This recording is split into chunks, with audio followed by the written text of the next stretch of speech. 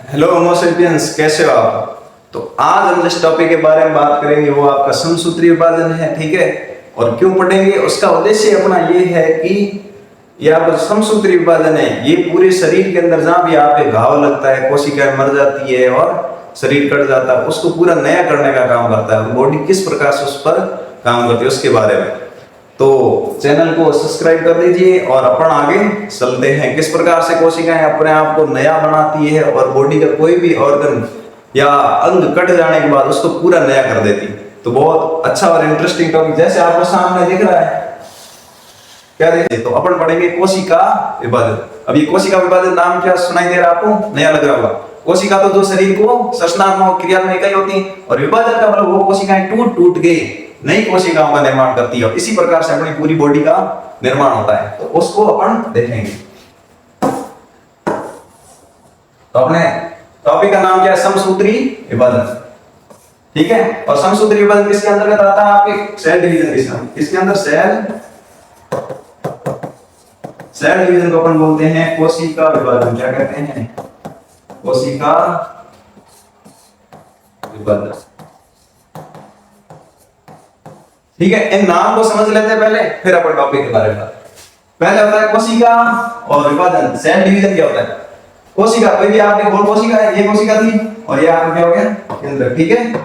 और इसका आपके टूट के दो कोशिकाओं में बंटना, क्या करना, दो कोशिकाओं का निर्माण हो जाए। ये एक सेल थी और यहाँ कितनी आपके दो कोशिका, इसको बोलते हैं कोशिका विभाजन। कोशिका का खंडित होना, विभाजित होना। अब समसूत्री विभाजन,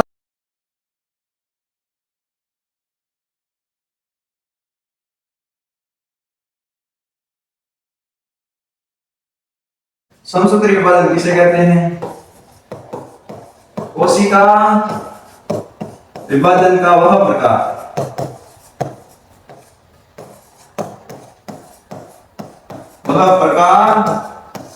जिसमें संतति कोशिकाओं में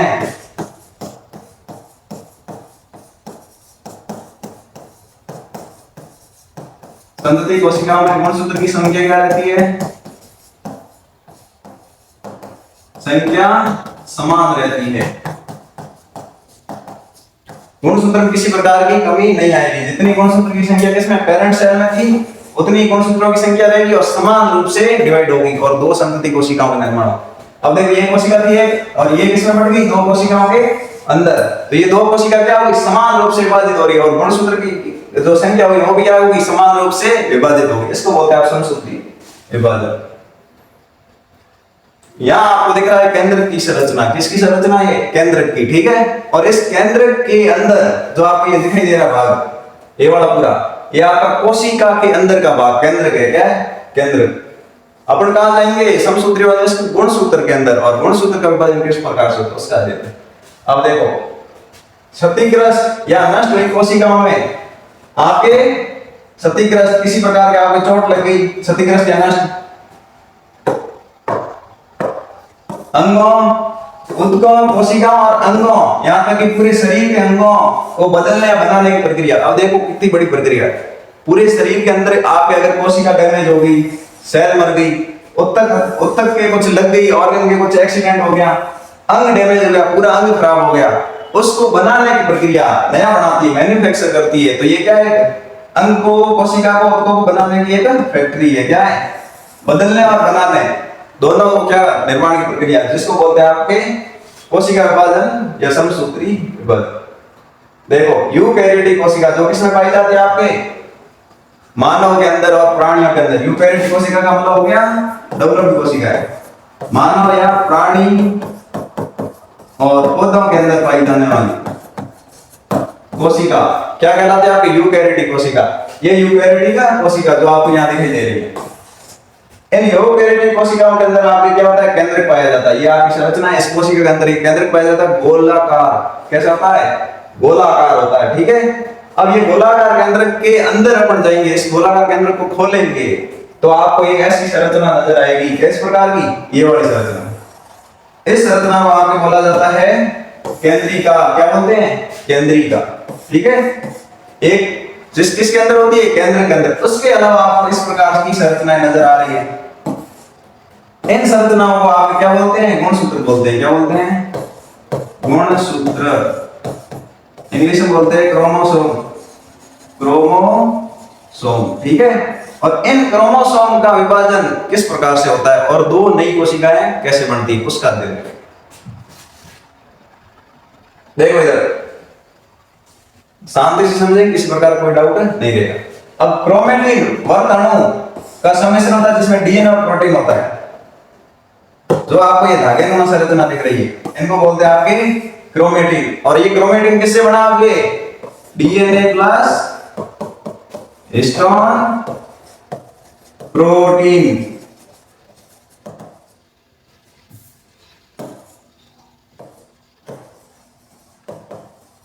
हिस्टोन प्रोटीन से, ठीक है। अब देखो जो डीएनए है, डीएनए किससे बना? न्यूक्लियोटाइड से। न्यूक्लियोटाइड में क्या होता है आपके? न्यूक्लियोटाइड में आपको होता है नाइट्रोजन हिस्सा, उसके अलावा आपके राइबोस शर्करा और फॉस्फेट ग्रुप, ये तीनों मिलकर डीएनए का निर्माण करते हैं, ठीक है। न्यूक्लियस डीएनए की क्या इकाई। तो इसके अंदर जो क्रोमेटिन पदार्थ है, जो डीएनए और प्रोटीन से, ये क्रोमेटिन पदार्थ का किस प्रकार से दो कोशिका विभाजन होता है। अब क्रोमेटिन जो धागे है, ये आप धागे जैसे इसको बोलते हैं क्रोमेटिन धागे। देखो पहली अवस्था आती है पूर्वावस्था। क्या आती है? पूर्वावस्था। इसमें गुणसूत्र कैसे होते हैं? पूर्वावस्था में आपके छोटे और मोटे गुणसूत्र होते हैं। अब ये गुणसूत्र क्या करेंगे? आपके धीरे धीरे आपके पूर्वावस्था में इन गुणसूत्रों में क्या होंगे? केंद्र की आवरण के द्वारा जो गुणसूत्र थे इस केंद्र के आवरण में, तो वो गुणसूत्र क्या होंगे? छोटे और मोटे होंगे। अब ये जो केंद्र के आवरण ये आपको क्या करेगा? टूटेगा। बाहर का जो केंद्र का आवरण था ये सबसे पहले पूर्वावस्था के अंदर ये टूटेगा। विघटित होने के बाद इसके अंदर के जो क्रोमोसोम है वो क्रोमोसोम क्या होंगे? क्रोमोसोम इस तरीके से फैल जाएंगे। किस तरीके से? एक कोशिका धरे के अंदर फैल जाएंगे, जिसको बोलते हैं आपके मध्य अवस्था। क्या बोलते हैं? मध्य अवस्था, ठीक है। तो पूर्व अवस्था में आपका केंद्र जो आवरण है वो विभाजित हो जाएगा और वो किसकी बनी होती है? फास्फोलिपिड का बना होता है, जिसके अंदर दो लेयर पाई जाती है आपकी, ठीक है, लिपिड और प्रोटीन। मध्य अवस्था में इस प्रकार से आपके क्या होंगे? परमाणु फैल जाएंगे। अब इस मध्य अवस्था के अंदर एक और काम होगा, जो आपको ये संरचना दिख रही है और ये वाली, ये आपके इनका नाम है तारक काय। क्या है? तारक काय, ठीक है। और ये तारक काय क्या करेंगे? इस प्रकार के तंतुओं का निर्माण करेंगे। और ये भी क्या है? तारक काय, ये क्या करेंगे? तंतुओं का निर्माण। और जो गुणसूत्र फैले थे उनसे क्या करेंगे? जुड़ जाएंगे। जैसे यहाँ पर गुणसूत्र इससे जुड़ जाएंगे मध्य में, और जहां जुड़ेंगे उसको बोलते हैं गुणसूत्र बिंदु। तो इन ये जो आपको ऐसी संरचनाएं दिख रही है धागे नुमा, इनको बोलते हैं आपके तुरक तंतु। क्या बोलते हैं? तुरक। तो तारक काय क्या बना था? आपके तुरक तंतु। तुरक तंतु किससे जुड़ते हैं? गुणसूत्रों से जुड़ जाते हैं। और अब जुड़ने के बाद आपके क्या होगा? अब ये जैसे तुरक तंतु इससे जुड़ेंगे गुणसूत्रों से, तो बीच में एक इस साइड और उधर भी आपके क्या होंगे? तुरक तंतु जुड़ेंगे यहाँ पे। तो बीच में एक पट्टी का निर्माण होगा, इसको बोलते हैं आपके मध्य अवस्था पट्टी का। क्या होती है? आपके मध्य अवस्था पट्टी का। और ये तुरक तंतु ध्रुवों पे चले जाएंगे और इनसे इस प्रकार से जुड़े होंगे।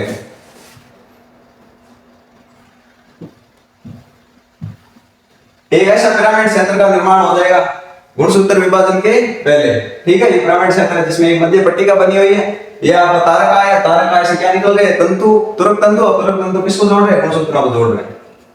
और अब देखो, अब जो तारक काय है, मैंने कहा था तारक काय किससे जुड़ेगा? ये आपके तारक काय यहाँ पे ये एक ऐसी बिंदु नुमा संरचना दिख रही है जिसको बोलते हैं गुणसूत्र बिंदु, जो गुणसूत्र के मध्य में पाया जाता है। और ये आपके गुणसूत्र के क्या है? समजा गुणसूत्रों की भुजाएं हैं, ठीक है। पी भुजा और आर भुजा होती है, ये प्रकार की 4 भुजाएं होती है। और बीच में आपका होता है, उसको बोलते हैं गुणसूत्र बिंदु, जहां से आपके क्या जुड़ते हैं? तारक काय बिंदु जुड़ते हैं। तो अपन अभी मध्य अवस्था में चल रहे, पूर्व अवस्था, उसके बाद मध्य अवस्था। अब देखो ये गुणसूत्र बना, इसको अपन कहेंगे क्या कहेंगे? अर्ध गुणसूत्र का निर्माण। गुणसूत्र जो क्रोमेटिन धागे थे वो मोटे हो जाएंगे और अर्ध गुणसूत्र का निर्माण करेंगे। अब पश्य अवस्था में क्या होगा? पश्य अवस्था में आपके अर्ध गुणसूत्र है वो क्या करेंगे? धीरे धीरे अलग हो जाएंगे। क्या होंगे? आपके अलग हो जाएंगे। संतति अर्ध गुणसूत्र, जो संतति अर्ध गुणसूत्र था वो डीएनए की समान प्रतियों में अलग हो जाते हैं। अब ये जो गुणसूत्र बिंदु था, इस बिंदु से एक गुणसूत्र बिंदु इधर हो गया एक गुणसूत्र बिंदु उस साइड हो गया, और समान रूप से क्या हो रहा है विभाजन, ये वाला गुणसूत्र उस तरफ वो उस साइड के ध्रुव बिंदुओं की तरफ ध्रुवों की तरफ चला जाएगा, और ये वाला इस ध्रुव की ओर चला जाएगा। और क्या हो गया, किसमें पश्य अवस्था के अंदर क्या हो गया विभाजन। फिर आती है आपकी अंत्य अवस्था, क्या आती है अंत्य अवस्था में आपको दिख रहा है ये आपका तारकाय है, तारकाय आपके किसके गुणसूत्रों को यहाँ पे पकड़े हुए रखा है, तो ये पूरा तारकाय के अंदर क्या होगा गुणसूत्र लेके आ जाए। ऐसा ही इस साइड भी होता है तारकाय, वो भी क्या करेगा इन गुणसूत्रों को क्या करेगा ध्रुवों की ओर लेकर चला जाएगा। अब जैसे ध्रुवों की ओर जाएंगे तो जो आपका अभी था वो जो जो आपके तारकाय था, उस तारकाय के अंदर इस प्रकार की नई कोशिका का निर्माण हो जाएगा, और ऊपर कोशिकी केंद्र की आवरण का निर्माण हो जाएगा। और कितनी कोशिकाएं बनेगी, 2 कोशिकाएं बनेगी। और अब जब 2 कोशिकाएं बनने के बाद क्या होगा, उनके बीच में क्या होगा कोशिका द्रव्य विभाजन। क्या होगा कोशिका द्रव्य विभाजन। जैसे ये आपकी सेल थी, ठीक है, अब इसमें क्या हो गया आपके 2 गुणसूत्र अलग हो गए यहाँ पे, और धीरे धीरे धीरे यहाँ सेल बट गई। फिर ये सेल क्या करेगी आपके कोशिका द्रव्य विभाजन करेगी इस प्रकार से, ठीक है, और इसको बोलते हैं कोशिका द्रव्य विभाजन। गुणसूत्र विभाजन तो हो गया किसके द्वारा, पूर्वावस्था, उसके बाद मध्य अवस्था, फिर पश्चावस्था और अंत्य अवस्था के द्वारा। तो इस प्रकार से आपके क्या होता है समसूत्री विभाजन प्रक्रिया, जहां पर एकल कोशिका 2 समान संतति कोशिकाओं में विभाजित हो जाती है। तो समसूत्री विभाजन किसे कहते हैं, समसूत्री विभाजन वह प्रक्रिया है जिसमें एक या एकल कोशिका, एक कोशिका आपके 2 समान संतति कोशिकाओं में क्या हो जाती है विभाजित, डिवाइडेड हो जाती है। एक सेल 2 सेल में डिवाइड होते हैं, उसको क्या बोलते हैं आपके समसूत्री विभाजन कहते हैं। क्या बोलते हैं माइटोसिस। अब आ जाते हैं मेन इंपॉर्टेंट पॉइंट क्या कहते हैं। देखो मैंने कहा था समसूत्री विभाजन को वर्धी करने और प्रजनन करने के सक्षम बनाने के क्षमता से बना होता है। ये काम क्या आता है समसूत्री विभाजन, ये शरीर की वृद्धि के लिए क्या करता है, शरीर की ग्रोथ, और दूसरा आपके प्रजनन रिप्रोडक्शन करता है, growth plus reproduction, growth plus reproduction के काम आता है। तो समसूत्री विभाजन क्या होता है, शरीर की वृद्धि और क्या होना आपके रिप्रोडक्शन जनन की प्रक्रिया। पूर्वावस्था के परिणाम स्वरूप क्रोमेटिन धागों का छोटा और मोटा होना केंद्रीय आवरण के विघटन के साथ होता है। अब पहले क्या होता है क्रोमेटिन धागे इस प्रकार से, ये धागे धीरे धीरे क्या होते हैं मोटे होते हैं और क्या बनाते हैं इस प्रकार का अर्ध गुणसूत्र का निर्माण करते हैं, और इसके कारण क्या होता है आपके केंद्रीय जो आवरण है वो क्या हो जाता है टूट जाता है, बाहर इसका केंद्रीय आवरण होता है वो क्या हो जाता है विखंडित, यहां से ब्रेक डाउन हो जाता है।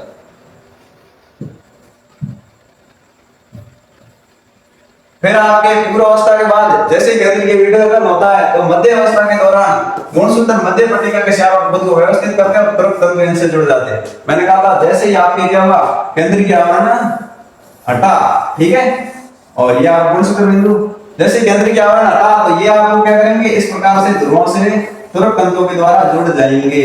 अलग अलग गुणसूत्र क्या होंगे इस प्रकार से जुड़े होंगे, ठीक है। किस समय मध्य अवस्था के दौरान, पश्य अवस्था के दौरान संतति गुणसूत्र अलग होने लगते हैं। फिर ये क्या करेंगे ये गुणसूत्र इनको खींचेंगे और फिर ये क्या होगा एक धागा इस तरफ एक इस तरफ, और ये क्या करेंगे इससे जुड़ जाएंगे। फिर ये दोनों गुणसूत्र पश्य अवस्था में ये अलग हो जाएंगे और अंत्य अवस्था में ये दोनों गुणसूत्र कहां चले जाएंगे आपके ध्रुवों पर, कहां चले जाएंगे ध्रुवों पर। अंत्य अवस्था के दौरान गुणसूत्र ध्रुवों पर पहुंच जाते हैं और केंद्रीय आवरण का निर्माण हो जाता है। अंत्य अवस्था में मतलब हो गया ये तारकाय था, ठीक है।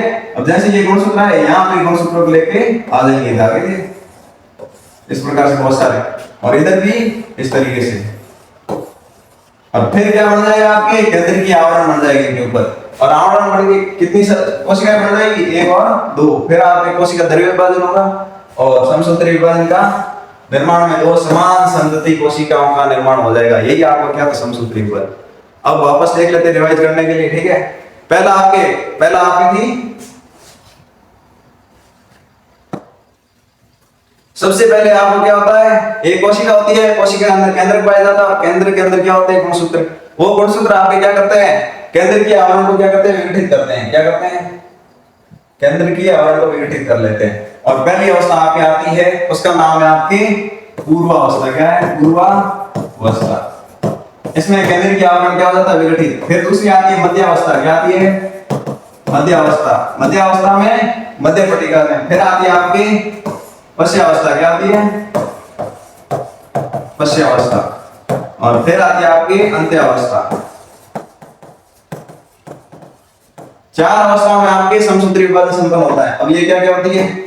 इसमें आपके केंद्र की आवरण क्या हो जाता है? विघटित। केंद्र की आवरण विघटित हो जाता है। केंद्र की आवरण विघटन होने के बाद किसका निर्माण होता है? यहाँ पे अर्धगुणसूत्र का। किसका? अर्धगुणसूत्र का निर्माण। और तुरक तंतु से अर्धगुणसूत्र जुड़ जाते हैं। क्या होते हैं? अर्धगुणसूत्र जुड़ जाते हैं और एक पट्टिका का निर्माण करते हैं। उसको बोलते हैं मध्यावस्था पट्टिका। मध्यावस्था पट्टिका। अब ये पट्टिका, मध्यावस्था पट्टिका के बाद क्या होता है? आपके आती है पश्चावस्था। क्या आती है? पश्चावस्था। इसके दौरान आपके क्या होता है? पश्चावस्था में आपके सबसे पहले गुणसूत्र जो है वो क्या होते हैं? धीरे धीरे डिवाइड हो जाते हैं। क्या हो जाते हैं? विभाजित हो जाते हैं। और तुरक तंतु उनको ध्रुवों की ओर लेकर जाते हैं। और तुरक तंतु ध्रुवों की ओर लेकर जाते हैं।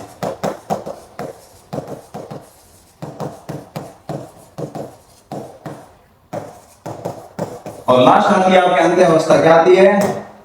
अंत्यावस्था। क्या आती है? इसके अंदर क्या होता है आपके? इसके अंदर होता है आपके जो बड़े थे गुणसूत्र वो क्या होते हैं? केंद्र की आवरण का निर्माण कर लेते हैं। केंद्र की आवरण का निर्माण। और केंद्र क्या होता है? 2 भागों में विभाजित हो जाता है। फिर होता है कोशिका द्रव्य विभाजन और नई 2 संतति कोशिकाओं का निर्माण हो जाता है।